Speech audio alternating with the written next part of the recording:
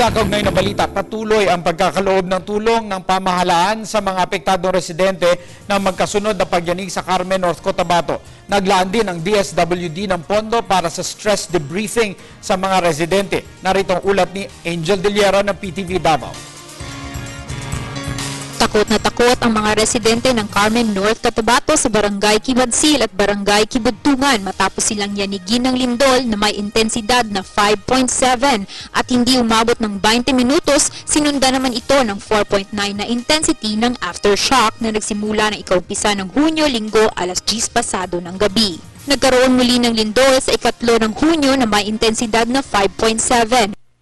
Na ng 218 aftershocks at hindi malayong madaragdagan pa ito. Talaga ang damage niya? Ay, itong crack ng approach niya, yung abutment A and B, nag-crack yung ang semento po, yung concrete. Yung binabaunan ng yung bearing plate ng tulay, yun ang nag-crack lateral yun. Dahil sa magkasunod na pagyanig ng lupa o sa tectonic earthquake kung tawagin ng ating mga dalubhasa sa FIVOX, nabiyak ang mga tulay mutian at upian. Tinatayang 5 tonelada na lamang ang kaya ng mutian samantalang 15 tonelada naman ang sa upian. Nagpatayo naman ng maliit na signboard ang mga kawani ng DPWH o Department on Public Works and Highways sa kung hanggang anong bigat ang limitasyon ng bawat nasabing tulay. Samantalang 222 naman ang mga tahanan na winasak ng nasabing lindol. Ang FIVOX naman ay nagbigay impormasyon sa mga residente sa Kibudtungan Gym. Binigyan sila ng mga flyers na nagpapayo sa mga residente na wala silang dahilan na magkagulo, subalit kailangan pa rin nilang maging alerto. Wala siyang fault lines dito. Ang nakita namin based sa initial assessment namin kaninang umaga, maraming areas yung may mga tension cracks, yung may mga bahay na nasa steep slopes. So, ang suggestion nga namin kay Mayor, kasi nakita namin na habang tumatagal, nagpo-progress yung tension cracks, humahaba siya. Which is delikado, lalo na ngayon na magtatagulan. Kasi may mga cracks, pwedeng pumasok yun doon yung tubig, yun yung magke-create ng landslide. Pinayuhan naman sila ni Mayor Talino na magsilikas at aksyonan ang kani-kanilang demolisyon sa lugar na malapit sa epicenter at pinagsabihan na kailangan na nilang magsilipatan papunta sa lupain na binili ng mayor na nagkakahalaga ng 2 milyon. Ang ginawa namin clearing operation sa mga landslide area para madaanan ng mga riding public yung daan namin.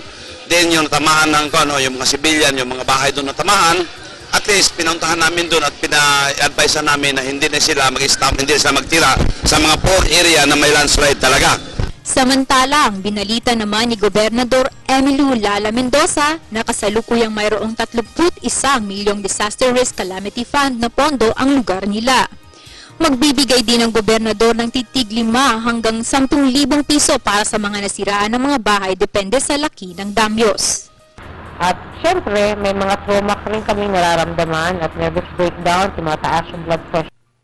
So, hindi lang yung tinamaan ng bato, nadaganan ng aparador, nadaganan ng hollow blocks ang pinipinan natin. Mas marami yung trauma. Dahil nga, 1, 2, 3, 4, ito yung talagang sunod-sunod na malalakas. According to FIVOX, nakapaglista na sila ng more than 200 aftershocks dito. Including this morning? Oo, 200 plus na mga aftershocks. Naglaan din ng gobernador ng 1 milyon para sa stress debriefing sa mga residente upang maibsan ang trauma sa pangyayari na pamamahalaan ng DSWD. Yung paglindol, according to FIVOX, all the way to Camiguin, naramdaman. Kaya kami dito, sa probinsya ng Cotabato, meron ng mga reports sa mga eskwelahan, mga gusali sa iba't ibang mga munisipyo. Kaya minabuti ng Provincial Disaster Council na ideklara ang buong probinsya at nang masuri yung mga reklamo nila from Dualing, Alyosan, na reklamo, papakinggan ng USM Kabakan at iba pang mga ang Banisila na malayo na. So meron na silang request ngayon for evaluation ng kanilang infrastruktura, particular ang mga gusali ng eskwelahan.